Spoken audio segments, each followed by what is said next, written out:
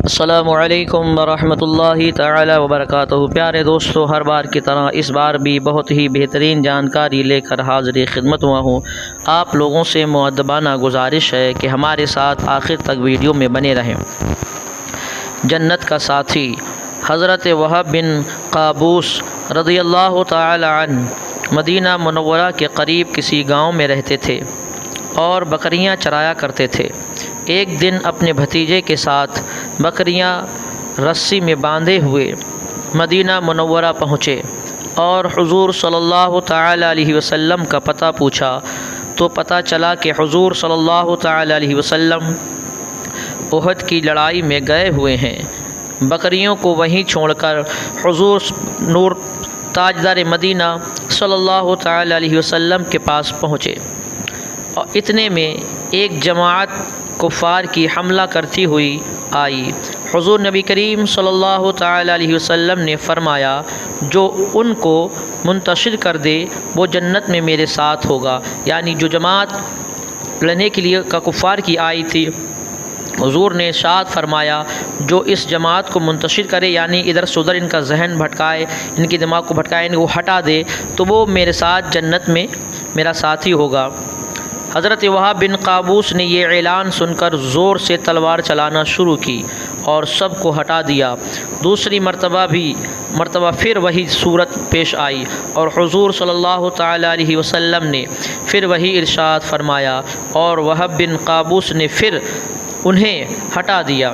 تیسری مرتبہ بھی وہی صورت پیش آئی اور حضور نبی کریم صلی اللہ تعالی علیہ وسلم نے پھر وہی اعلان فرمایا اور حضرت وہب رضی اللہ تعالیٰ عنہ تلوار پکڑ کر کفار کے جھگمے میں گھس گئے، یعنی جہاں کفار تھے وہاں پہنچ گئے اور بہت سو کو فی النار جہنم کر دیا اور شہید ہو گئے اور حضور صلی اللہ تعالی علیہ وسلم کے وعدہ کے حقدار بن گئے۔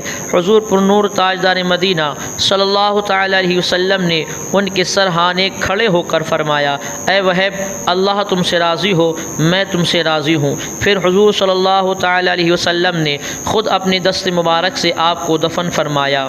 صحابہ اکرام رضی اللہ تعالی عنہ اجمعین حضور صلی اللہ علیہ وسلم کے ہر ارشاد پر پورا یقین تھا اور ان کا ایمان تھا کہ حضور صلی اللہ تعالی علیہ وسلم جو فرما دیں وہ ہو جاتا ہے۔ چنانچہ حضرت وہب رضی اللہ تعالی عنہ نے اپنی اسی ایمان و یقین کی بنا پر حضور صلی اللہ تعالی علیہ وسلم مجھے جنت میں اپنی رفاقت عطا فرما دیں گے اور عطا فرما سکتے ہیں، کفار کے نرغے میں کود پڑے اور شہید ہو گئے۔ پھر اگر کوئی شخص یوں کہے کہ کس کا نام محمد ہے، کسی بات کا مختار نہیں، تو وہ کس قدر جاہل اور گمراہ ہے۔ پس صحابہ اکرام کے ایمان کی طرح ایمان بھی یہی ہونا چاہیے کہ ہم رسول اللہ کے، جنت رسول اللہ کی، میرے آقا نے جو فرما دیا وہ ہونا ہی ہونا ہے۔ صحابہ اکرام رضی اللہ تعالیٰ عنہ اجمعین یہ نہیں پوچھا کرتے حضور ایسا کیوں ہوگا یا ایسا ہو سکتا ہے، نہیں، سرکار نے اگر ارشاد فرما دیا کہ ایسا ہونا ہے تو تمام صحابہ وہی کرنے پر آمادہ ہو جایا کرتے تھے۔ احد کی لڑائی شروع ہوئی تھی کہ ایک شخص کھجوریں کھاتے ہوئے حضور نبی کریم صلی اللہ تعالی علیہ وسلم کے پاس حاضر ہوا اور عرض کیا، یا رسول اللہ صلی اللہ تعالی علیہ وسلم، اگر میں جہاد کروں اور مارا جاؤں تو کہاں جاؤں گا؟ حضور نبی کریم صلی اللہ تعالی علیہ وسلم نے فرمایا، جنت نے اس شخص نے اسی وقت کھجوریں ہاتھ سے ڈالیں، نیچے رکھیں اور تلوار پکڑ کر کفار کے ساتھ جہاد کرنے لگے اور اس حد تک لڑا کہ وہ شخص شہید ہو گیا۔ یعنی صحابہ اکرام رضی اللہ تعالیٰ مجمعین کے جذبہ جہاد سے معمور تھے اور حضور صلی اللہ علیہ وسلم کے ہر وعدے پر ان کا یقین کامل تھا۔ یعنی سرکار نے جو فرما دیا وہ ہو کر ہی رہنا ہے۔ یعنی سرکار نے کہہ دیا کہ جو شخص اسلام میں جہاد کرے گا تو وہ شخص شہید ہو گیا تو جنت میں جائے گا، تو یہ حق ہے۔ تو یہی ایمان ان کا تھا، اتنا سوچا اور چڑھنے پر آمادہ ہو جاتے تھے۔ اتنا ایمان پختہ ہونا چاہیے، اس قدر ایمان میں روشنی ہونا چاہیے۔ رات کا پہرا، حضور نبی کریم صلی اللہ تعالی علیہ وسلم ایک غزوہ سے واپس تشریف لا رہے تھے، شب کو ایک جگہ قیام فرمایا اور ارشاد فرمایا کہ آج رات کو حفاظت اور چوکیداری کون کرے گا؟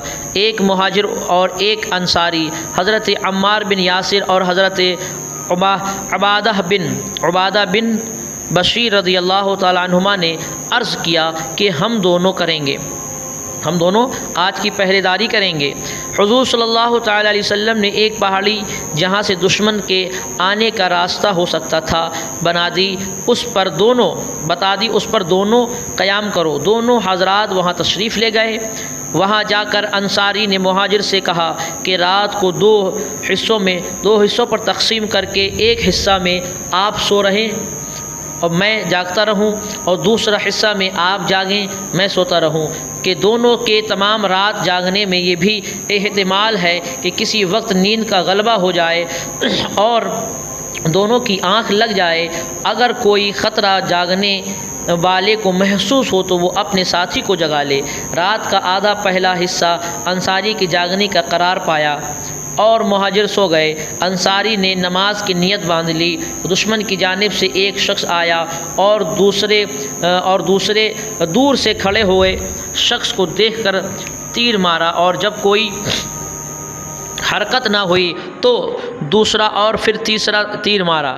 ہر تیر ان کے بدن میں گھستا رہا اور یہ ہاتھ سے ان کو بدن سے نکال کر پھینکتے رہے۔ اس کے بعد اطمینان سے رکوع کیا، سجدہ کیا، نماز پوری کر کے اپنے ساتھی کو جگایا۔ دشمن کی ایک جگہ دو دیکھ کر بھاگ گیا، نہ معلوم کتنے ہوں۔ اور جب ساتھی نے اٹھ کر یہ عالم دیکھا تو مہاجر نے فرمایا سبحان اللہ، تم نے مجھے شروع ہی میں کیوں نہ جگا لیا؟ انصاری نے کہا کہ میں نے سورہ کہف شروع کر رکھی تھی، میرا دل نہ چاہا کہ اس کو ختم کرنے سے پہلے رکوع کروں۔ اب مجھے اس بات کا اندیشہ ہوا کہ ایسا نہ ہو کہ میں بار بار تیر لگنے سے مر جاؤں، اور حضور صلی اللہ علیہ وسلم نے جو حفاظت کی خدمت میرے سپرد کی ہے وہ فوت ہو جائے۔ اگر مجھے یہ اندیشہ نہ ہوتا تو مر جاتا، مگر سورہ کہف ختم کرنے سے پہلے رکوع ہرگز نہیں کرتا۔ یہ صحابہ کرام کا دیکھیں طریقہ ہوتا ہے۔